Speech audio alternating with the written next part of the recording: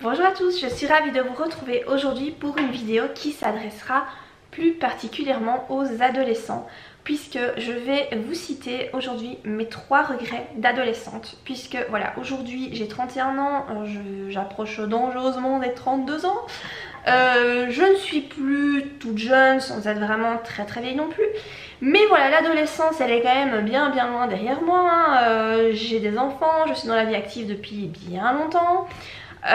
Du coup j'avais envie de revenir sur mon adolescence et de réfléchir sur ce que j'avais pu vivre dans mon adolescence et que je regrette en fait aujourd'hui.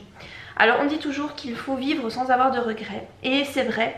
C'est vrai que les regrets c'est quelque chose de néfaste et qu'il faut essayer de ne pas en avoir. Néanmoins, moi il y a quand même des choses que je regrette dans ma vie et qui sont surtout condensées dans mon adolescence. Des choix que j'ai faits que j'aurais pas dû faire et que si c'était à recommencer je ferais pas pareil. Donc aujourd'hui j'avais envie de faire cette vidéo parce que je sais qu'il y a beaucoup d'ados qui me regardent.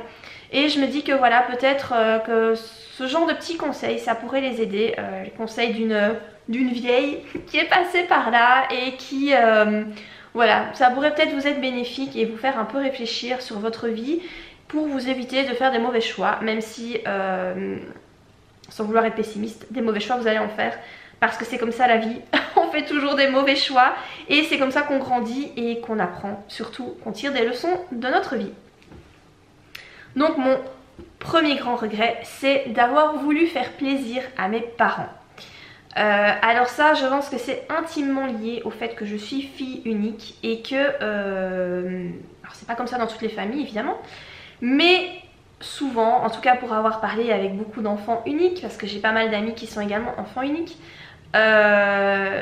c'est en tout cas une généralité dans mon entourage, hein, dans mes proches qui sont également enfants uniques, c'est que les parents mettent énormément de pression sur nos épaules parce qu'on est leur seul enfant et que du coup on est la source de leur fierté, qu'ils attendent certaines choses de nous et que dès notre naissance il y a une certaine pression qui est mise sur les épaules pour rentrer dans le moule et pour suivre on va dire une destinée plus ou moins tracée. En gros on n'a pas droit à l'erreur parce que c'est un peu comme s'il n'y avait pas de frères ou de sœurs à côté qui eux pourraient être la source de fierté de nos parents et que nous à côté on pourrait se dire oui ben voilà lui c'est bon, il rentre dans le moule donc moi je suis peut-être pas obligée de le faire. Ben non, il n'y a que nous donc on n'a pas le choix. Pour autant ça pourrait également se vérifier dans des fratries, hein. Donc il y a certains parents qui ont tendance à mettre une pression sur leurs enfants parce qu'ils attendent certaines choses d'eux. Donc moi mes parents c'était d'avoir des bonnes notes à l'école, d'avoir une certaine moyenne, voilà, je devais avoir un certain pourcentage à mes bulletins tous les mois. Enfin tous les mois, tous les trimestres je crois, enfin bon bref, voilà, je ne pouvais pas redoubler, je ne pouvais pas avoir d'examen de repassage, etc. Alors en soi c'est pas une mauvaise chose, je suis plutôt contente que c'est surtout mon papa hein, qui faisait ça, qui m'avait mis cette pression là, il l'a fait pour mon bien et c'est pas une chose qui est très mauvaise. En revanche ce qui est moins bien et ce qui est un regret pour moi, c'est qu'en fait j'avais très envie à la fin de mes 6 années d'humanité de partir 1 an en Erasmus. Je voulais partir à l'étranger pour apprendre l'anglais, voilà, je voulais partir à mes 18 ans. J'avais vraiment très envie, c'était quand j'y pensais ça me faisait vraiment, ça me prenait aux tripes en fait. Ça me rendait très émotive de penser à ça parce que je savais que c'était mon chemin en fait, je savais que je devais faire ça. Et le jour en fait où j'en ai parlé à mes parents, mon père lui il n'y avait pas de souci par rapport à ça parce que lui il était l'aventure ne l'a jamais fait peur, mais par contre ma mère m'a fait une de ses scènes.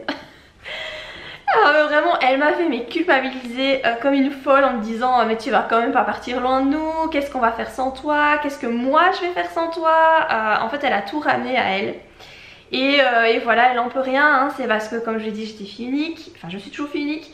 Et en fait elle n'a pas écouté mon besoin à moi mais elle s'est écoutée elle en fait. Et c'est une caractéristique qui est propre à ma mère et je suis sûre qu'elle n'est pas la seule à agir comme ça.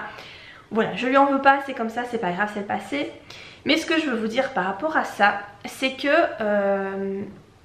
j'ai eu tellement peur de décevoir ma mère que du coup j'ai complètement occulté ce rêve. Je ne me suis pas écoutée. Je me suis dit ben non, je peux pas lui faire ça, c'est pas possible, elle va pas survivre sans moi. Elle arrivera jamais à continuer à vivre si je suis pas là. Donc j'ai complètement occulté ce rêve. Mais vraiment, je l'ai enfoui au plus profond de moi-même et je me suis dit ben, que non, c'était pas possible, je pourrais pas le faire. À l'heure actuelle, et ça fait bien longtemps que j'ai ce regret, vraiment, c'est mon plus gros regret de toute ma vie, c'est ça, c'est ce regret-là. Parce que c'est un truc que j'aurais voulu faire, que j'ai toujours ce besoin en moi de partir à l'étranger, de vivre quelque chose à l'étranger. Je pense que c'est un besoin qui ne me quittera pas parce que c'est un truc que j'aurais dû vivre, je pense, et que j'ai pas vécu et que je vivrai pas parce que à l'heure actuelle, voilà, j'ai des enfants, j'ai quelqu'un dans ma vie, hein, j'ai un chéri, voilà, il n'est plus question de suivre ce genre de chemin de vie. Mais voilà, je voulais vous dire que c'était un rêve, que je savais que je devais aller dans cette direction et je me suis pas écoutée parce que j'ai préféré faire plaisir à ma mère. Nos parents pensent toujours savoir mieux que nous ce qui est bon pour nous. Et c'est vrai dans certains cas, hein, voilà, c'est vrai dans certains cas, mais pas dans tous les cas. En tout cas pas pour des décisions aussi importantes qui influencent notre destinée. Donc voilà, je voulais vraiment vous parler de ça parce que si vous avez un rêve, mais que vos parents sont pas trop d'accord, ou qui vous disent que c'est pas trop réaliste, ou que voilà, ils vous prennent pas trop au sérieux, ne les écoutez pas trop parce que vous risquez vraiment de le regretter et ce serait dommage. Écoutez-vous, écoutez vraiment votre petite voix intérieure. Qu'est-ce que vous avez envie de faire? Qu'est-ce que, vers quoi, où vous vous voyez en fait quand vous serez adulte? Qu'est-ce que vous vous voyez faire? Et les attentes de vos parents ne seront certainement pas les mêmes que les vôtres, c'est certain. Mais il faut essayer de tenir bon et de se dire que voilà, ce que vous avez envie de vivre, c'est propre à vous et pas à vos parents. Moi à l'heure actuelle, avec forcément mon expérience, j'aurais dû être assez forte et dire à ma mère mais tant pis, tu n'arriveras pas à vivre sans moi, tant pis, c'est pas mon problème, c'est le tien et tu dois te débrouiller avec ça. Moi ça ne me concerne pas. Je fais mon chemin de vie, tout comme tu as fait le tien, je prends mes propres décisions et je me débrouillerai avec mes décisions, mais tu dois te débrouiller avec les tiennes. C'est ce que j'aurais dû lui répondre, mais forcément à 18 ans, même 17 ans à l'époque, j'avais pas du tout la maturité pour ça. Donc le pourquoi de cette vidéo aujourd'hui, si vous avez une mère comme ça, si vos parents ont tendance à vous casser dans vos rêves, eh bien essayez de vous dire que ce sont vos choix, c'est votre vie et pas la vie de vos parents. Mon deuxième regret, c'est de m'être trop occupée de ce que pouvaient penser les autres de moi. Surtout par rapport à mes petits amis voilà, de l'époque, je faisais toujours en sorte d'être comme le garçon avec qui j'étais voulait que je sois. Et donc du coup je ne m'écoutais pas et je n'étais pas réellement moi-même. C'est un problème que j'ai eu pendant très longtemps, même après l'adolescence, que je n'ai plus actuellement, mais que j'ai eu pendant très longtemps. Ça c'est un truc que j'ai envie de vous dire, j'ai vraiment envie d'attirer votre attention là-dessus. Quand on est adolescent, on est beaucoup dans le paraître, on est beaucoup dans qu'est-ce que les autres vont penser de moi si je m'habille comme ça, si je dis ça, si je suis comme ça, si je me montre comme ça. Parce qu'il y a beaucoup de jugements à l'adolescence et c'est quelque chose de très dommage. Et il faut vraiment réussir à s'en détacher et se dire mais qu'est-ce qu'on s'en fout de ce que les gens peuvent penser de nous. Soyez vous-même, soyez comme vous avez envie d'être. Si vous avez envie de porter du rose fluo, des bazars à pompons, des paillettes, j'en sais rien, faites-le. Qu'est-ce qu'on s'en fout de ce que les gens peuvent penser? Faites en sorte d'être heureuse vous pour vous-même et pas pour les autres. Alors c'est vraiment quelque chose qui c'est plus facile à dire qu'à faire, hein, c'est sûr. Et je pense que c'est de plus en plus facile quand on vieillit, parce qu'au plus on vieillit, au plus on s'en fout de ce que les autres peuvent penser et au plus aussi on a de la répartie. Et au plus facile aussi au plus c'est facile d'envoyer chier les gens en fait. Moi si quelqu'un vient me dire demain ton pull il est moche, mais j'aurais lui dire mais qu'est-ce que je m'en fous, mais dégage. Qu'est-ce que ton avis, j'en ai vraiment mais rien à cirer quoi. Je fais ce que je veux et je m'en fous complètement de ce que tu peux penser. C'est ce qu'on devrait faire aussi à l'adolescence, même si c'est beaucoup plus difficile. Donc voilà, je voulais juste attirer votre attention là-dessus, de vous dire que Soyez heureux, faites comme vous avez envie de faire, soyez comme vous avez envie d'être et n'essayez pas de plaire à quelqu'un à tout prix parce que vous allez être malheureux en fin de compte. Et le truc qui risque de se passer, qui se passera forcément, c'est que votre moi profond va ressurgir à un moment donné. Surtout si vous êtes en couple avec quelqu'un et que vous essayez de vous conformer à ce que cette personne veut que vous soyez, il y a un moment donné, votre véritable moi va ressortir. Et le truc c'est que ça risque de ne pas plaire à l'autre. Parce que il va se dire mais qu'est-ce qui lui prend? Elle n'est plus du tout comme avant. Ou il n'est plus du tout comme avant. Soyez vous-même, n'ayez pas peur d'être vous-même. Et si on vous apprécie, ce sera pour vous-même et pas pour une certaine image que vous allez renvoyer. Finalement, mon troisième regret, c'est de ne pas avoir pris le temps de me demander ce que je voulais faire plus tard comme métier. À 18 ans, on vous demande de choisir des études supérieures. Pour donc vous n'ayez pas redoublé, etc. Enfin voilà, moi j'avais 18 ans, enfin je venais de les avoir, hein, l'année scolaire s'est terminée quand j'avais 17 ans. Et donc en septembre j'avais 18 ans et j'ai dû choisir des études supérieures après mes années d'humanité. Et je trouve qu'à 18 ans on n'est pas prêt à savoir ce qu'on veut faire.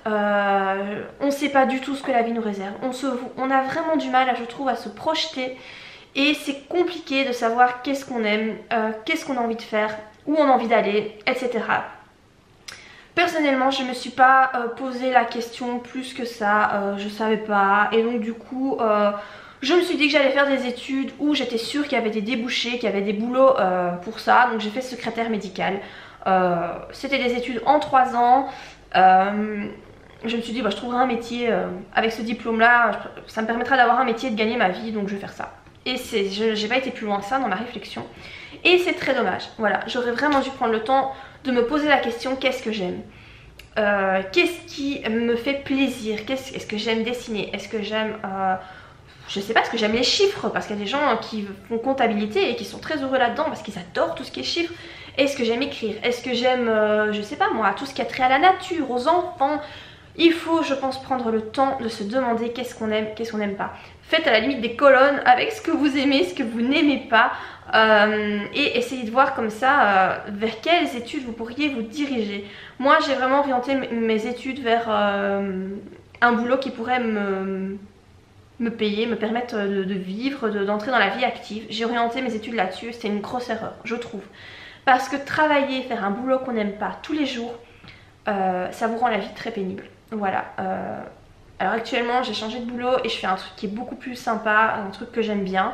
C'est toujours dans le secrétariat. Le secrétariat c'est clairement pas voilà mon kiff, hein. C'est pas, j'aurais jamais dû faire ce genre d'études. Mais finalement j'ai réussi à trouver un boulot dans le secrétariat que j'apprécie. Donc voilà, maintenant ma vie active, ma vie professionnelle est beaucoup plus saine. Mais pendant 10 ans j'ai fait un boulot qui me plaisait pas. J'étais secrétaire médicale, j'ai jamais aimé ça. Mais vraiment, d'aussi longtemps que je me souvienne, ça m'a jamais plu. J'ai fait pendant 10 ans mais ça me plaisait pas. C'est très dommage parce que du coup, dites-vous bien que si vous faites un boulot que vous n'aimez pas, vous allez vous lever tous les jours avec des pieds de plomb. Vous allez passer 8 heures par jour, parfois plus, dans un bureau ou autre part, hein, mais à faire quelque chose qui vous plaît pas. Imaginez le fardeau que c'est tous les jours de faire ça. Donc vraiment, si vous avez encore l'opportunité de choisir ce que vous voulez faire plus tard, choisir vos études, prenez le temps d'analyser ça. Pourquoi pas aussi rencontrer des personnes qui font le métier que vous pensez que vous allez aimer faire. Posez-leur des questions, essayez de les rencontrer. C'est possible, hein, voilà, les gens ne mordent pas, hein, il faut oser aller trouver ces personnes, leur demander en quoi consiste ton métier, parle-moi de ce que tu fais. Ça vous permettra déjà de savoir un peu plus si ça vous convient. N'hésitez vraiment pas à rencontrer ces personnes et vraiment prenez le temps de réfléchir à ce que vous avez envie de faire plus tard. Donc voilà, par rapport à ces 3 petits regrets de vieille, j'espère que ça vous aura un peu aidé. Si vous êtes ado, c'est vraiment le but de cette vidéo, de faire en sorte que voilà, vous faites moins d'erreurs peut-être que moi ou que d'autres. Des erreurs vous allez en faire, mais voilà, je me suis dit que ça pourrait peut-être un peu vous aider ce genre de vidéo. Si vous l'avez apprécié, si vous avez d'autres demandes de vidéos un peu dans ce style-là, franchement n'hésitez pas à me les laisser en commentaire. Donc si cette vidéo vous l'avez appréciée, n'oubliez pas de la liker. Et moi je vous dis à très bientôt pour de prochaines vidéos. Bye!